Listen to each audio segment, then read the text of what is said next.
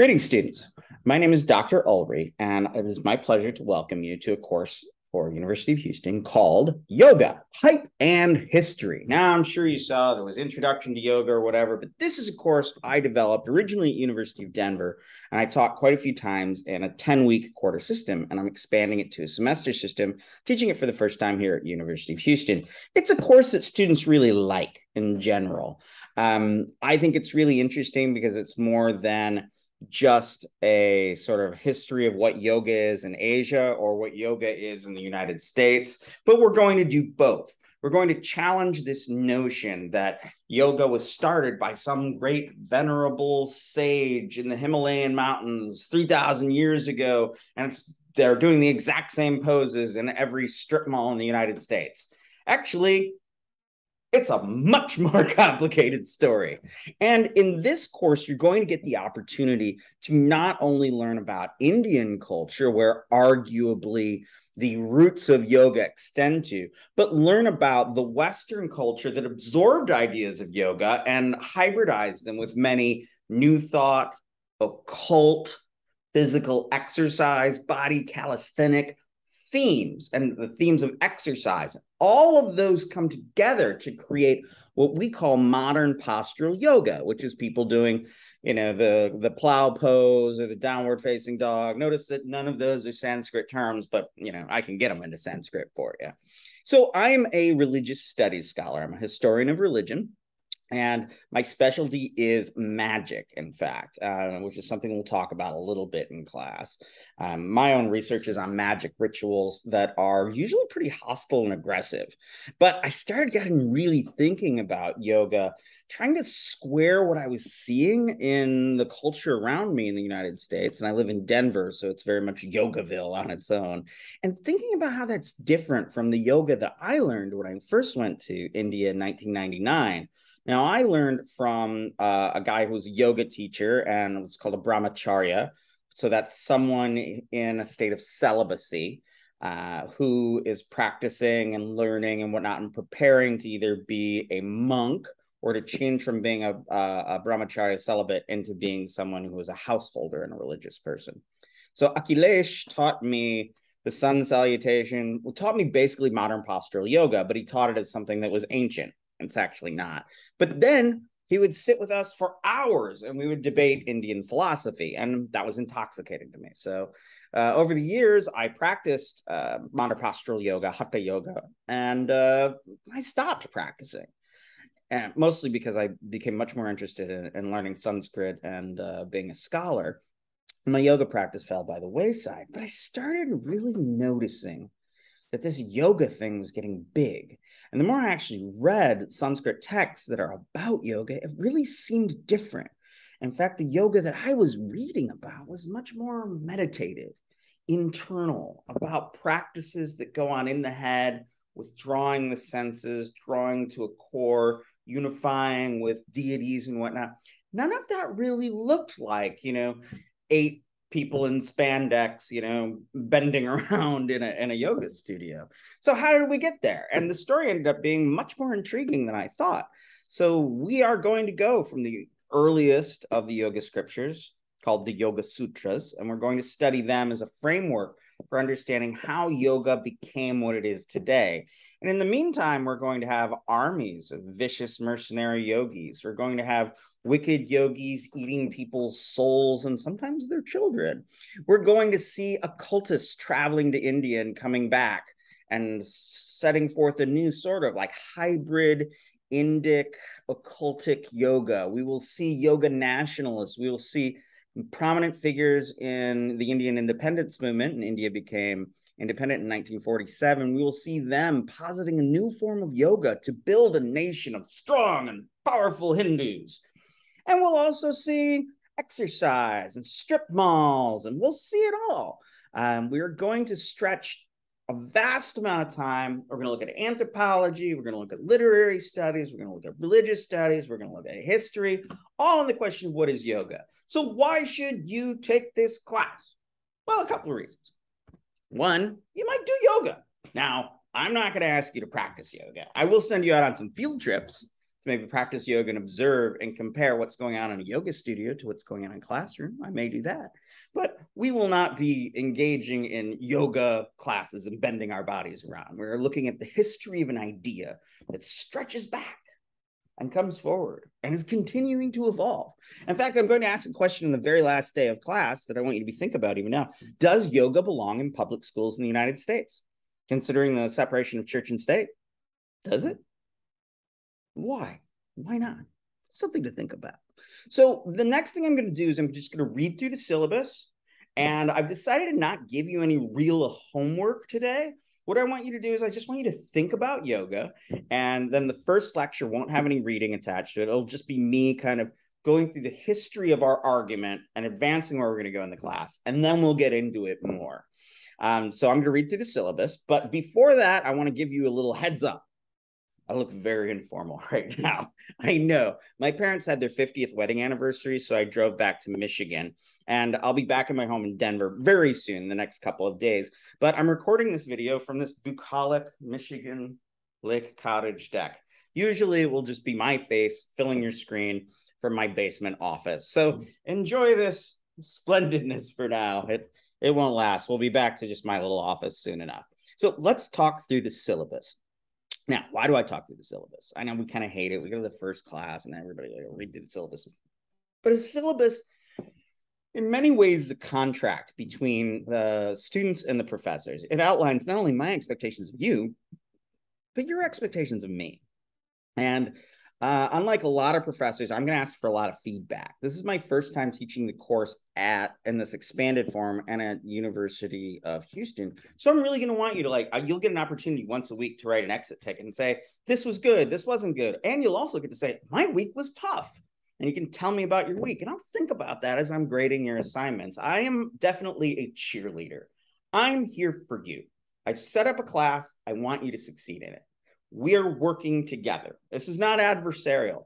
It's not up to me to just jam all this stuff in your head. I want us to learn together, and I'm on your side. I want to see you succeed. And I can say that my classes have a fair amount of reading and a lot of assignments. The assignments aren't that hard, but they force you to kind of apply the stuff that you see in the reading. My general argument for teaching online is students need to see things 4 times. 1, when you do the reading. 2, something to do with the reading or to introduce the reading. So this is why I have intro videos and intro activities. 3, the lecture in class, where you hear me go over the material. And finally, and this is key, you have to do something with it. So there will always be an assignment where you review that information, review the reading and the course contents one more time and apply them. This, from what I found in teaching a lot online, leads to student mastery. And my goal is for you to master this information. And that's what I'm here for. I am here to guide you through this information, learn this thing. And I will tell you, at the end of the day, one of the cool things about this yoga class, you will be the coolest person in the room. You'll be at a dinner party. You will be somewhere. You'll be at a party. You'll be hanging around. Somebody will bring up yoga. And you'll be like, oh, I got a couple of things to say. And you'll bust it out, some of the information from this class. And everybody will turn to you and go, wow, that's interesting. So if anything of this course, you'll be the coolest person in the room. On the other hand, let's be a little bit more serious on this. All of my courses aim toward professionalization in many ways. I want you to have a knowledge of East and West. I want you to have cultural competence. I want you to be able to speak to a Hindu about yoga, an Indian about yoga. I want you to be able to speak to a yoga practitioner about yoga, a yoga teacher. I want you to be able to apply this information everywhere. And in addition to that, you're learning cross-cultural competency. You're learning history of ideas, East and West. We're going to be looking at themes like consumerism, the counterculture, counter-consumerism. So all of these concepts will be useful to you in your career. I've often said that religious studies is thought to be something that prepares you to be religious or to have religious literacy. I don't think so.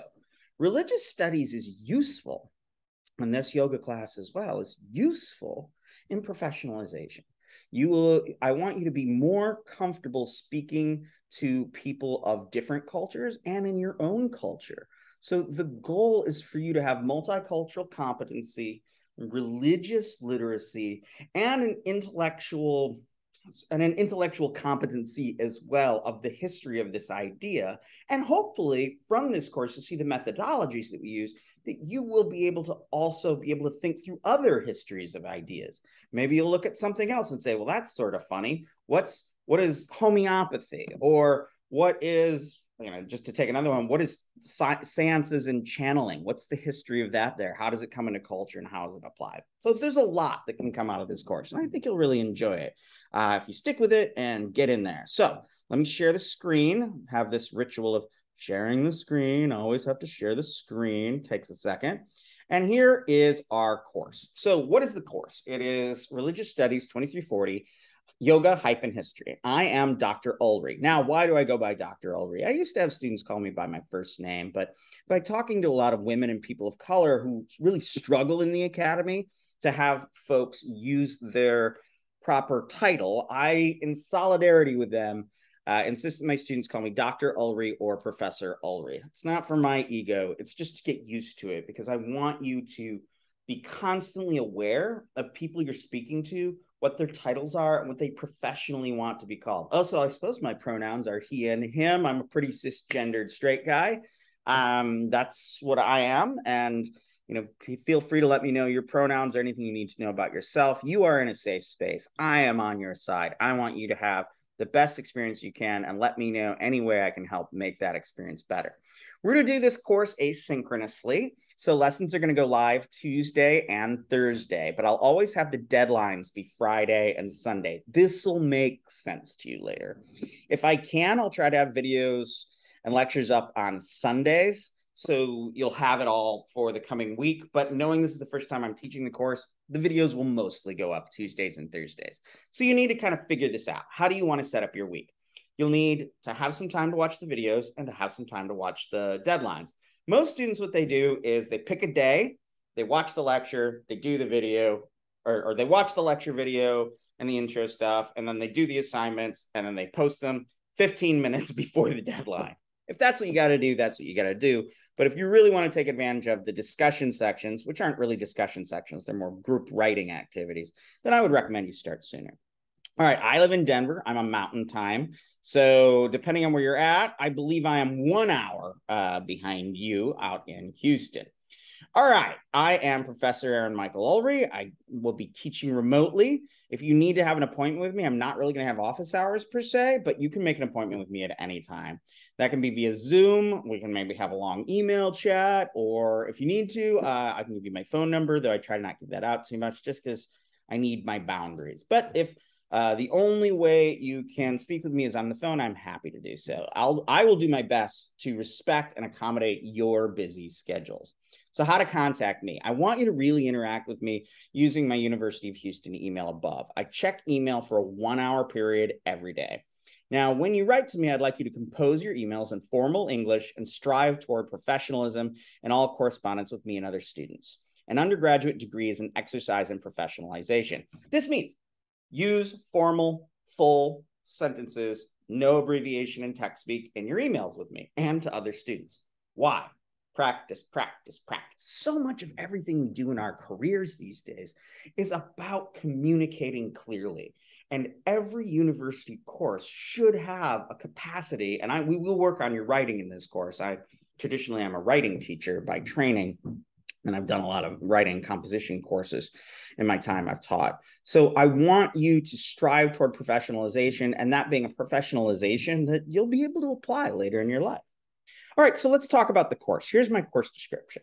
Yoga is seemingly practiced everywhere on earth and is nearly always described to be an ancient, unbroken tradition originating in India, though perfectly maintained by modern practitioners. Furthermore, the practice of yoga is described to be a sequence of body positions that, when practiced consistently, alter the body, providing increasingly health and vigor, and pacify the mind, leading to tranquility and even enlightenment. As we'll find out in actually the yoga text, they often give you magic powers too. We're going to talk a lot about magic powers. All right.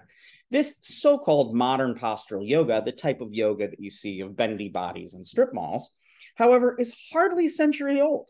Modern postural yoga, as we see it today practiced in yoga studios, is barely 1 century old, though it claims to be 5,000 years old. All right. It bears little resemblance to depictions of yoga in South Asian literature and art. In short, yoga, hype and history describes the Indian and Greater South Asian historical context of innumerable yoga practices.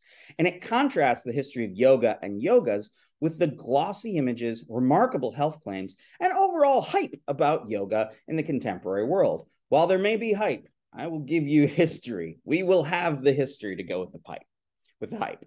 This course has 3 parts. In the first part, we will explore the strange history of the Yoga Sutras, a short collection of pithy aphorisms that have inspired myriad commentaries in South Asian and Western languages. Many people argue that yoga comes from the Yoga Sutras, but when we really look at the Yoga Sutras, we'll see that the Yoga Sutras say quite a bit of things that a modern yoga practitioner might not expect.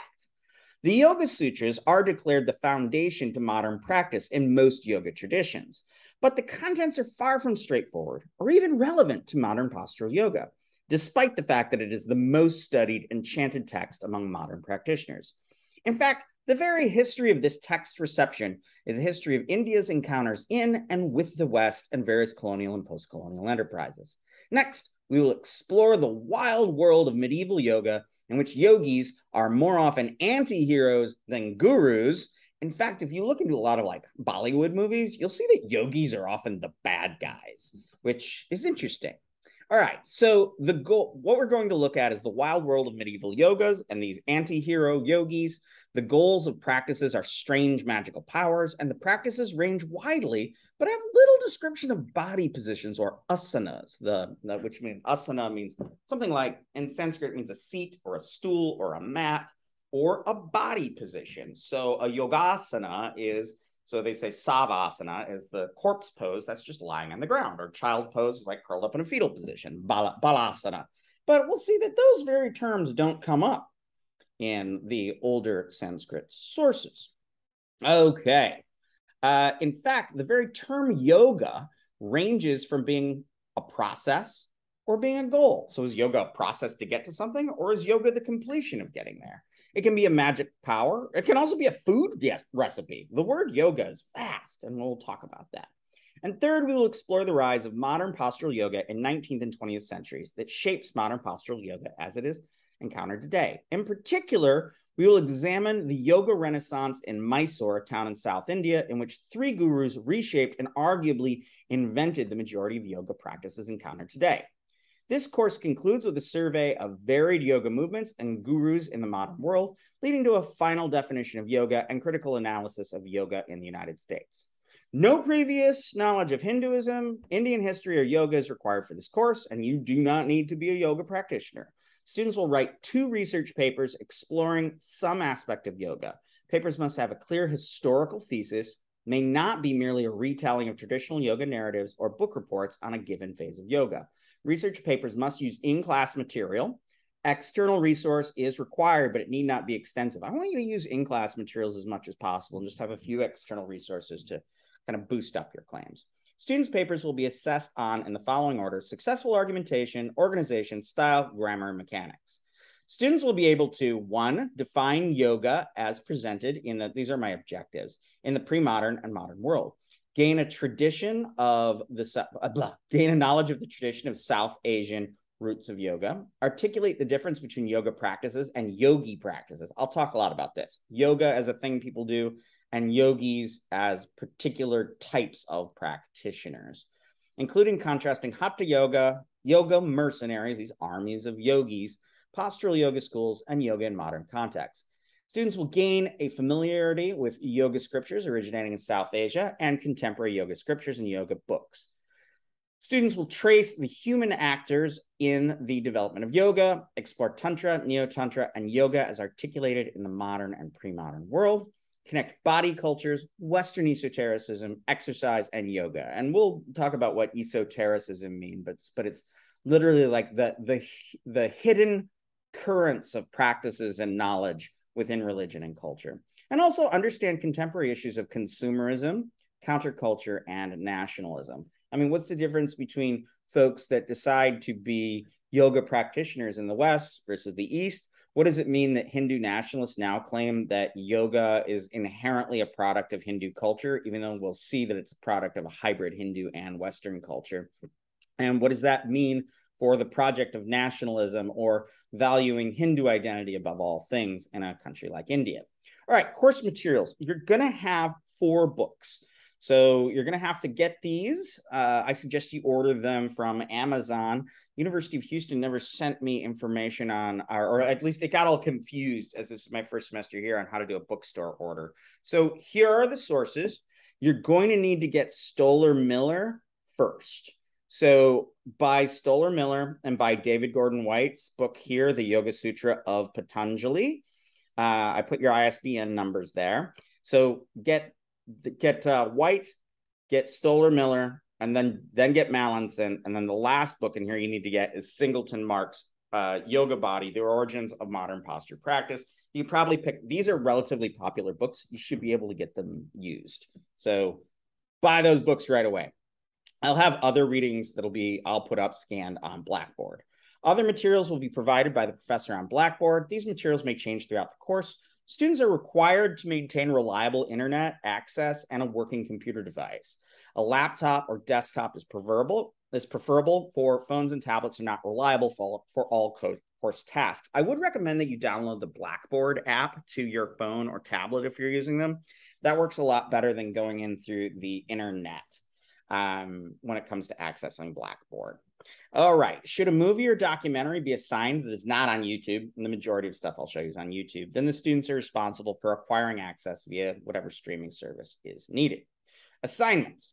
Now, online courses require more student activities than in-class courses. As I told you about my issue of 4, you see everything 4 times. This is a trade-off for class at your own pace, on your own terms, in your own preferred location. Each lesson contains readings, multimedia introductory materials, lectures, a group forum, and an assignment.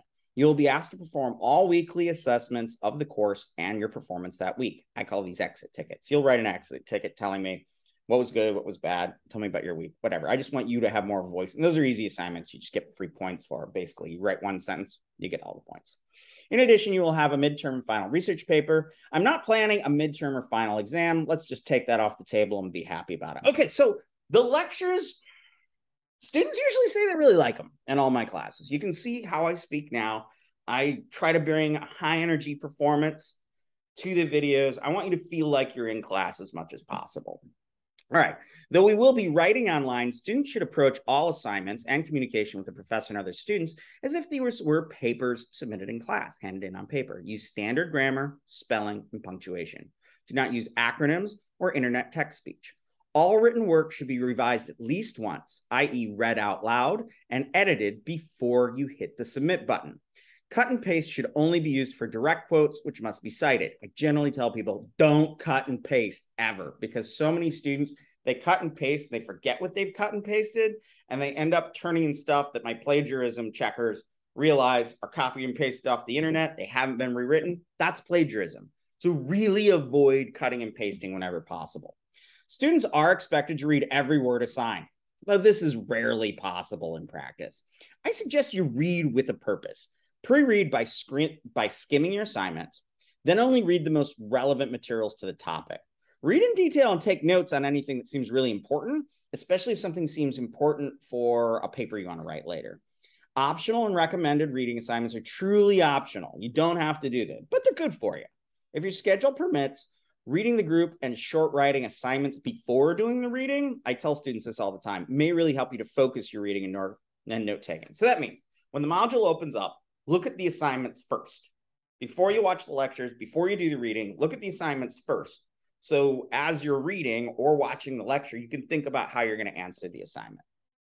Supporting multimedia and videos and news articles are meant to support the lecture, warming up students for the lecture topics. Whenever possible, videos will show rituals and practices, portray religious sites, or support discussion or short assignments. Lectures will range in length, but they will always have PowerPoint, audio, and video. I'm an energetic speaker, and I hope you'll find the lectures enjoyable. Most students actually like them. Don't expect a monotone voice over a dreary PowerPoint. I'm committed to bringing my high impact performance from the lecture hall to your computer screen. I will make sure you have a PDF of the PowerPoint. Oh, sorry, I should have made that bigger before you watch the lecture. Discussion boards are not really discussions online, despite their promise to stimulate in-person discussions. Think of discussion boards as group writing projects. You'll be asked to write an original post and then expand on other students' posts. Refrain from passing judgments like, I think this is good, or proclaiming value. I think this is interesting. Your task is to expand on posts, to make further arguments, provide more data, or critique the arguments and asking further questions. Often you'll be required to cite sources and bring in further research to support your posts and replies. So this is in a way that I sequence the discussion board / group writing to build skills that we'll use in your paper. Again, this is not really a discussion group, but it's a group writing in which students react, complicate, and add data and nuance to the assigned task. Discussion boards will also be used for paper writing assignments. So I set up like a thesis, a topic one, a thesis one, supporting evidence one. So you'll have little discussion boards that will actually help you in the beginning to write your paper. Blah, blah, blah. Each group writing will have a rubric. And while these are group assignments, students will only be assessed on their own performance. It's not a group. I mean, you're not being graded as a group. Almost every lesson will have a short writing assignment, mostly informal and creative, using multiple styles and genre. Tasks may include writing a school newspaper article, a letter to a friend, a movie pitch, anthropology field report, make a meme, and so on.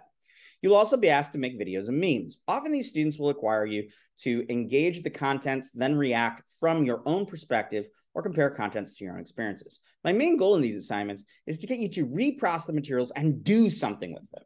Each short writing assignment will have a rubric. All assignments are designed to build skills that will be used in formal writing assignments. Community is hard to build online, and professors really struggle when they cannot directly interact with a person in person. This being the case, you'll be assigned a weekly assessment of the class, an exit ticket. These don't have a word count. If you use them, or if you do them, you'll get full points. Write one sentence, get full point. Write more, you'll still get full points. I use these in several ways. To adjust the course design, the reading, and the assignments, to nuance my assessment of student performances, and just to interact with students about the course and how your lives are going. Students are encouraged to make use of the University of Houston Writing Center for longer assignments, though the Writing Center may be of aid for use in any assignment. I mean, use them for the big papers, but you might be able to use the Writing Center for smaller stuff as well. As you can see, the module tasks above cause students to process course materials 4 times. First reading, lecture, group writing, short writing. Furthermore, there are lots of chances to acquire points, and I'm building several extra credit options. I've never had a student who just did all the work and didn't get a really good grade. So that's it. Watch the lectures, do the reading, do the work. You'll get a good grade. That's it. It's also an online course, though. So if you start getting behind, I want you to contact me immediately to make a plan for success so that we can get you caught up. Because with these courses, it's like a steamroller. If you get a little bit behind, then you get further and further and further, and then it's impossible to catch up. And I want you, the minute you start getting behind or getting lost or getting confused, to talk to me, and we'll figure out strategies for you to do well. I want you to do well. I would give out all A's if I could. If you just do the work, you will do fine in this class. I am on your side. Grades are weighted in the following scales. Discussion and short assignments and exit tickets make up roughly 60 or 70% of the grades, so keep up. The rest of the grade is midterms and final papers. We're just going to have papers. As the course progresses, I will weight assignments differently based on the complexity and importance of the task. Oh, excuse me. Should you complete all of the assignments, a passing grade is assured. All right, this is an asynchronous course, so attendance will not be tracked in a traditional manner by your presence being counted in the classroom. You're responsible for filling the assigned task before deadlines. Unsubmitted work will be graded 0 at the time of grading. Do not get behind because it's very hard to catch up. Like I said, communication with the professor is the key. Extensions will be decided on a case-to-case basis should a student contact the professor within 24 hours of the deadline. So if you're gonna be late on assignment, if you contact me 24 hours in advance, I will almost always grant an extension without penalization, unless you start doing it with every single assignment, and then that will not work. If you contact me after the deadlines, I won't give you an extension. Seriously, the minute you're under pressure and in danger of falling behind, contact me and make a plan for success. All right, plagiarism. All assignments submitted represent a student's own work. Plagiarism is a serious offense and will be dealt with accordingly. If you use the words or ideas of others without proper citation of a source, you may be suspended or even expelled from the university. I take this very seriously, and if I suspect you have included any amount of material from uncredited sources, I will investigate vigorously. Just don't do it. Do not copy and paste ever in any of your assignment. Copy and paste misuse is at the root of almost all inadvertent plagiarism. So just don't copy and paste. Don't mine internet sources for material to use in your assignments. I'll find out. I always do. Just write your own words. Make your own arguments. Draw material from your own reading. Don't start Googling around to get ideas. Just make your own arguments from the readings in course. Anytime you use information from a web page or online source or book, you must either quote it directly and cite it, or you must rewrite, rephrase, and cite. Any instance of plagiarism can account to dramatic repercussions, not excluding failing the class and even expulsion from the university. I always prefer evidence and quotes from course materials rather than outside stuff. So unless I ask you to do outside research, just pull all your quotes and information from the reading. I will enable anti-plagiarism software in all your assignments, which will check your work against other students at UH and student paper databases worldwide and public sites across the internet. Should the software flag student writing, I will initiate an investigation. All right, note. If you're a student with a documented disability, and I have dyslexia, and would like to discuss special academic accommodations, contact me during office hours at the beginning of the course. Just contact me. Send me your IEP. Let me know what your issues are. I'm here to work with you. I've spent a lot of time working in special ed, and I have a learning difference myself, so I'm really open to this. Also, if you're an ESL, English as a second language student, discuss this with me. If you don't self-advocate, I can't help you. I take these accommodations very seriously. I will do my best to help you. Understand that I understand the hardship of writing in a foreign language, since my own work involves learning numerous archaic Asian languages. All right, these are the university policies in general. And I'm going to quick go over what we're doing in class. Our first part is going to be we're going to look at the Yoga Sutras. We're going to read the Yoga Sutras, which is an important world scripture, and look at David Gordon White's book on the history of the Yoga Sutras. We'll look at early yoga. Then we'll look at the implications of the Yoga Sutras and its roots and what happens after it. Then in module 4, we're going to jump into like the modern world and look at how the Yoga Sutras were understood by Westerners and Hindus and Asians in the modern times. Then we're going to do the medieval yoga. By medieval in India, we mean something like the year 400 CE to 1600 CE when the British came. So we're going to talk about the differences between doing yoga and the behaviors of yogis who are actually often pretty darn sketchy. We're going to talk about yogi armies and mercenary yogis. Then we're going to talk about yoga and tantra and how tantra and yoga are sort of connected to what we see in modern postural yoga. And then we're specifically going to look at tantra for another week. Tantra is my best definition of it. Tantra is a ritual system designed to gain either magical powers or liberation from the world, but mostly magical powers. We'll get into it. It's my thing. I love it. Lots of magic powers coming up. Okay, then we're going to look at modern postural yoga. So we're going to look at what's called hatha yoga, or the violent exertion, or physicalized or somaticized yoga. And what does it mean to actually practice asanas or body positions? Then we're going to look at the role of exercise and histories of exercise and what becomes yoga, leading into talking about yoga and physical culture. So yoga and muscular Christianity, proto-bodybuilding, just our whole notion of exercise and how yoga is folded into that. Then we're going to talk about a couple of sort of occultic 20th century and 19th century traditions, talking about hormonal religion and harmonialism, which is an argument about how the proper mental state and body movements will lead to physical health. And we're actually going to do a unit that I've been curious about doing, which is yoga and Western occultism. Here we're going to be looking at an essay called 8 Lectures on Yoga by Aleister Crowley, which is interesting because the more I've been looking at it, the more I've been seeing that it has a lot of implications for late 20th century yoga. So we'll take a look at that. Then we're going to go back and look at India again. And in the 20th century, you see a group of yogis and yoga gurus in the town of Mysore that really developed what we see now as yoga. Finally, we'll conclude by talking about yoga and colonialism. What does it mean that the British occupied India for 447 years? And what does that have to do with, a cultural project that comes from a colonialized, arguably enslaved nation, and that is now a thing for rich white people? Not all white people, obviously. Not all rich people.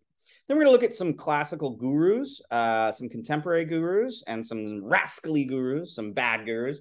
And finally, we're going to ask the last question, what is yoga in the West? How do you go from the Dharamshala, the little yoga hut, to the strip mall? And what is the future of yoga?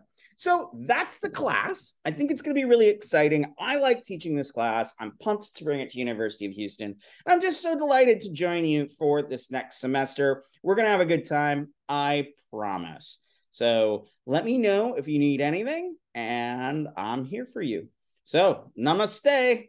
Or as a bartender said to me one time when I was in North Carolina, he said, I don't know, this guy said to me, namaste. And I said to him, I think you're going to go.